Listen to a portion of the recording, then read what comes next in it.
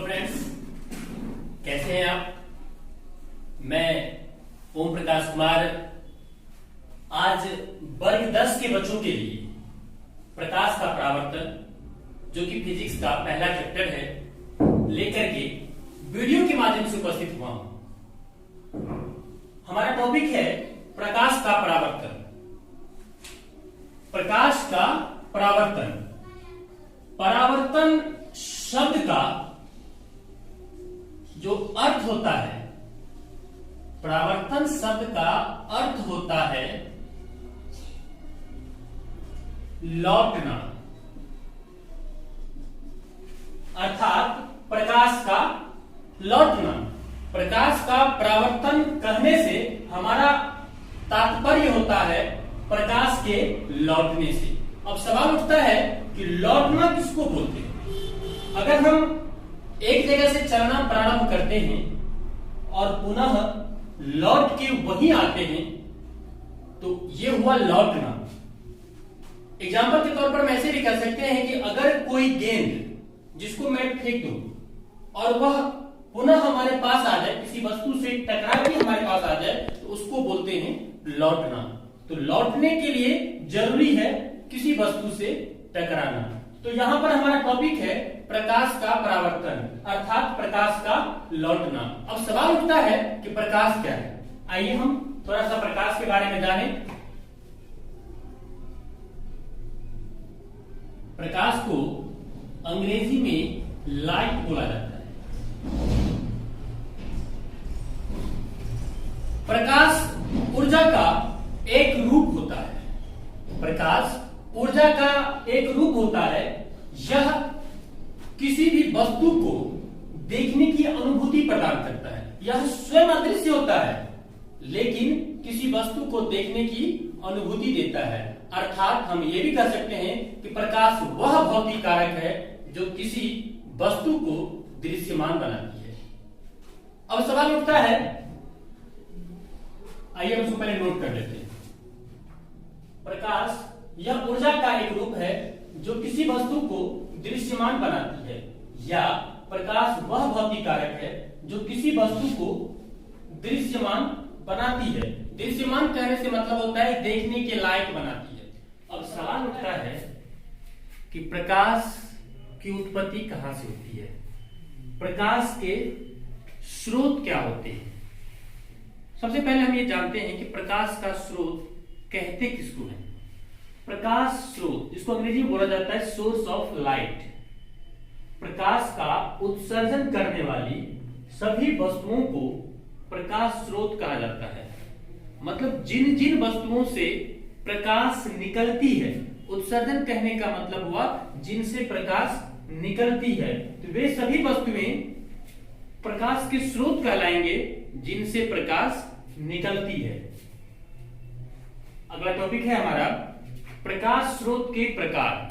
मतलब ऐसे कितनी वस्तुएं हैं, कितनी प्रकार की वस्तुएं हैं जिनसे प्रकाश निकलती है।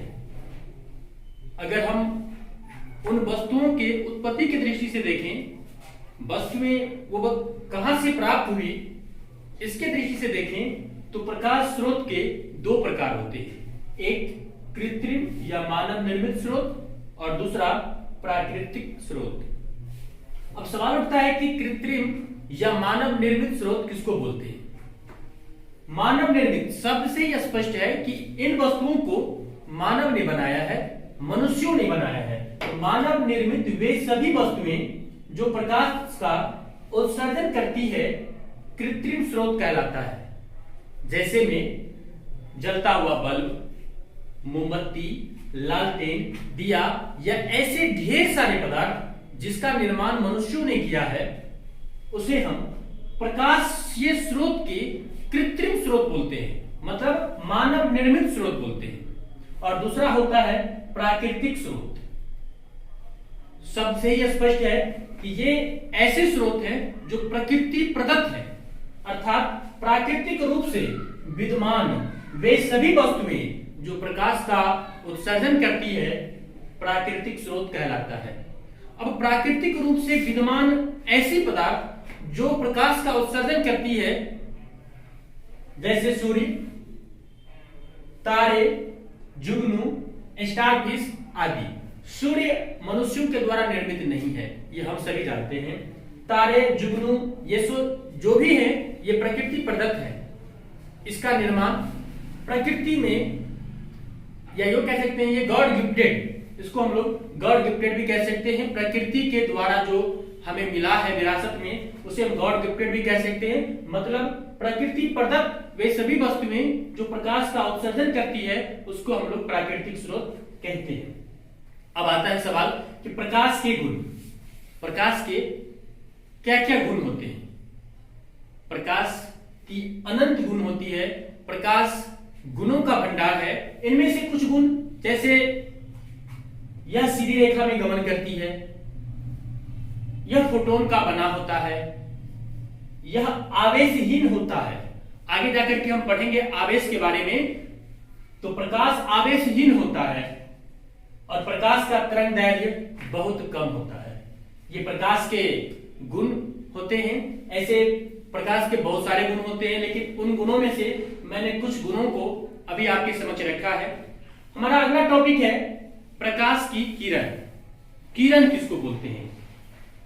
किरण एक मैथमेटिकल टर्म है और इसको हम फिजिक्स से रिलेट कर रहे हैं। प्रकाश की किरण, तो प्रकाश के चलने के पथ को किरण बोला जाता है। प्रकाश के चलने के पथ को प्रकाश का किरण कहा जाता है। अगला है किरण पुंज, इसको अंग्रेजी में बीम बोलते हैं। और बीम किरणों के समूह को, किरणों के समूह को किरण पुंज कहा जाता है। किरणों के समूह कहने से मतलब होता है जहां पर ढेर सारे किरण हो। समूह शब्द से ही स्पष्ट होता है कि यहां एक से अधिक किरण है। तो जहां पर एक से अधिक किरणों का समूह होगा उसे हम किरण पुंज कहेंगे। किरण पुंज तीन प्रकार के होते हैं, समांतर किरण पुंज, अभिसारी किरण पुंज और अपसारी किरण पुंज। समांतर किरण पुंज को अंग्रेजी में पैरेलल बीम, अभिसारी किरण पुंज को अंग्रेजी में कन्वर्जिंग बीम और अपसारी किरण पुंज को अंग्रेजी में डाइवर्जिंग बीम बोलते हैं। यहां सबसे स्पष्ट है समांतर किरण पुंज। शब्द ही कह रहा है कि इनमें जितनी किरणें हैं, इन किरणों के बीच की जो दूरी होगी वह हर जगह समान होगी, इसीलिए उनका नाम समांतर किरण पुंज है। अगला है अभिसारी किरण पुंज, जिसका अंग्रेजी होता है कन्वर्जिंग बीम। मतलब ये सारी किरणें ऐसी होंगी जो जिनकी उत्पत्ति का जो स्रोत होगा वह अनन्य जगह होगा, जो विभिन्न जगहों से उत्पन्न होकर के एक बिंदु पर आकर मिलती होगी, उसको हम लोग कन्वर्जिंग बीम बोलते हैं। और अपसारी किरण पुंज होता है जो एक बिंदु स्रोत से निकल करके विभिन्न दिशाओं में फैलती होगी। फिर वैसा किरण पुंज जो एक बिंदु से निकलकर विभिन्न दिशाओं में फैल जाएगी उसको अपसारी किरण पुंज बोलेंगे। वैसा किरण पुंज जिनकी उत्पत्ति के स्रोत, उत्पत्ति के स्थान अलग अलग होंगे लेकिन एक बिंदु पर आकर मिलती होगी, उसको अभिसारी किरण पुंज बोला जाता है। और जिन दो किरणों के बीच अगर दूरी समान होगी उसको हम लोग समांतर किरण पुंज बोलेंगे। समांतर किरण पुंज तो वैसा किरण पुंज जिसमें प्रकाश की किरण एक दूसरे के समांतर होती है, समांतर किरण पुंज कहलाता है।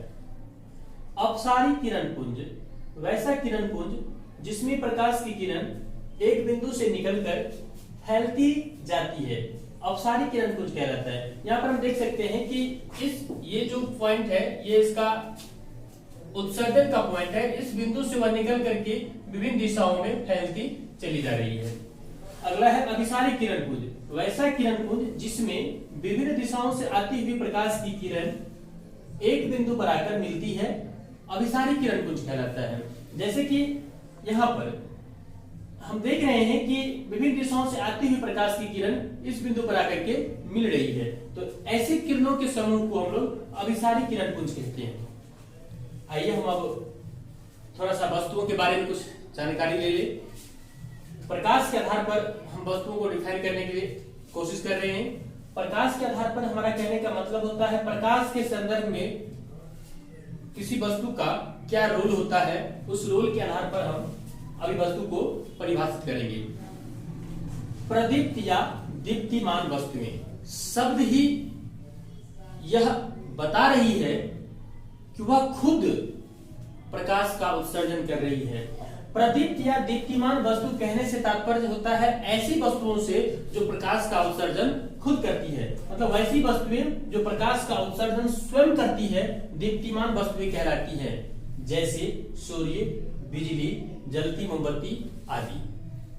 अगला है अप्रदीप्त वस्तुएं। वे सभी वस्तुएं जो प्रकाश का उत्सर्जन स्वयं नहीं करती है। जो प्रकाश का उत्सर्जन स्वयं मतलब खुद से नहीं करती होगी वो अप्रदीप्त वस्तुएं कहलाएगी, जैसे टेबल, कुर्सी, पुस्तक, ऐसे ढेर सारे उदाहरण हैं डॉट डॉट आदि। पारदर्शी वस्तुएं। वे सभी वस्तुएं जिससे होकर प्रकाश आर पार आसानी से गुजर जाए। यहां पर यह बात इंपॉर्टेंट है, आर पार। आर पार पारदर्शी वस्तु के लिए महत्वपूर्ण होता है। अगर गुजरने की बात करें तो जिस दर्पण में हम अपना चेहरा देखते हैं तो अंततः जहां तक कांच का पार्ट होता है प्रकाश वहां तक गुजरती है, लेकिन दर्पण के पीछे जो अपारदर्शक वस्तुएं लगी होती है वहां से वो रिटर्न होता है। तो आर पार गुजरना आवश्यक है। तो वे सभी वस्तुएं जिससे होकर प्रकाश आसानी से आर पार गुजर सके पारदर्शी वस्तु कहलाती है, जैसे कांच, पानी, हवा आदि। अगला है अपारदर्शी वस्तुएं। अब यहाँ पे पारदर्शी वस्तु में अ लगा दिया, अ का मतलब होता है नहीं, जैसे सत्य मतलब जो सही है और दूसरा असत्य मतलब जो सत्य नहीं है। अ जुड़ने से अर्थ विपरीत हो जाता है, उसमें नहीं का सेंस आ जाता है। तो अपारदर्शी वस्तुएं मतलब जो पारदर्शी नहीं है। जो पारदर्शी नहीं है कहने का मतलब हो गया जिनसे प्रकाश आर पार नहीं गुजर सकती है। तो वे सभी वस्तुएं जिससे होकर प्रकाश नहीं गुजर सके अपारदर्शी वस्तुएं कहलाती है। जैसे कुछ भी कह सकते हैं, लकड़ी, लोहा, पत्थर, अलकतरा, बेंच, डेस्क, टेबल, कुछ भी। अगला है अब नेक्स्ट पारभासी वस्तुएं। वे वस्तुएं जिनसे होकर प्रकाश अंशतः गुजर सके। मतलब अगर हम कोई टॉर्च जला दिए और जिस वस्तु से होकर टॉर्च से निकलने वाली सारी प्रकाश की किरणें आर पार नहीं गुजरेगी वह पारभासी कहलाएगा। मतलब किसी प्रकाशीय स्रोत से निकलने वाली संपूर्ण प्रकाश की किरणें अगर किसी वस्तु के आर पार न जा सके वे वस्तुएं पारभासी वस्तु कहलाती है। संपूर्ण मतलब पूरी किरण आर पार नहीं जा सकती है, इसका मतलब हुआ उसका कुछ अंश जा रहा है। तो वैसी वस्तुएं जिनसे होकर प्रकाश अंशतः गुजर सके पारभासी वस्तुएं कहलाती है, जैसे घिसा हुआ कांच, तेल लगा हुआ कागज, बैलून का रबर, आंख की पलक, ट्रेसिंग पेपर, चर्म, रक्त, दूध, घना धुआं, हल्के बादल, कुहासा, जैसे ढेर सारे ऐसे पदार्थ हैं जिनसे होकर प्रकाश आर पार में नहीं गुजरते हैं, अंशतः गुजरता है। जिनसे होकर प्रकाश अंशतः गुजरता है उसको हम लोग पारभासी वस्तुएं बोलते हैं। हमारा अगला टॉपिक है प्रकीर्णन।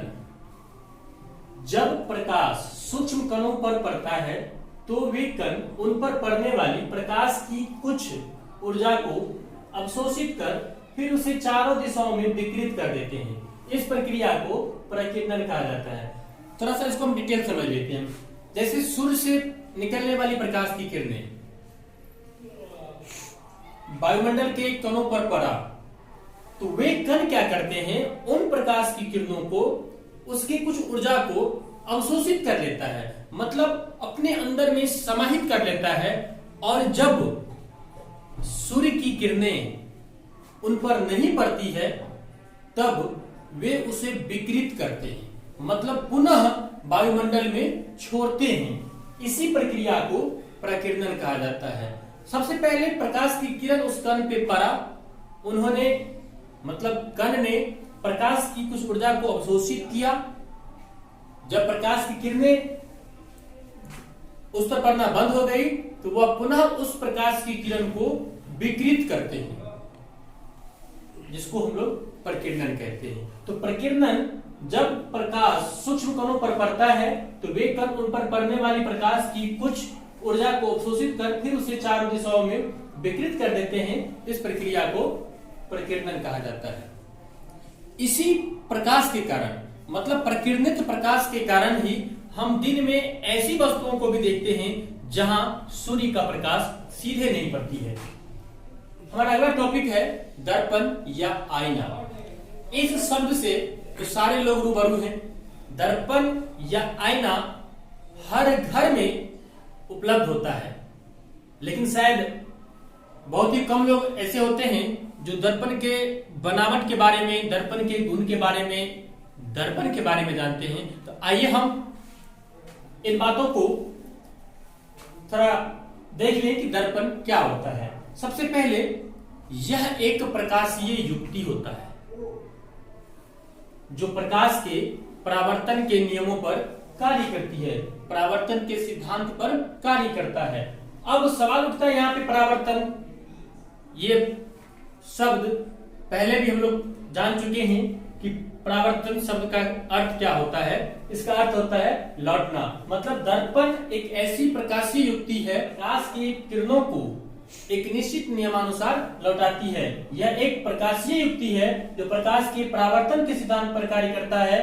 यह कांच का एक ऐसा टुकड़ा है जो प्रकाश का परावर्तन एक निश्चित नियमानुसार करता है, दर्पण कहलाता है।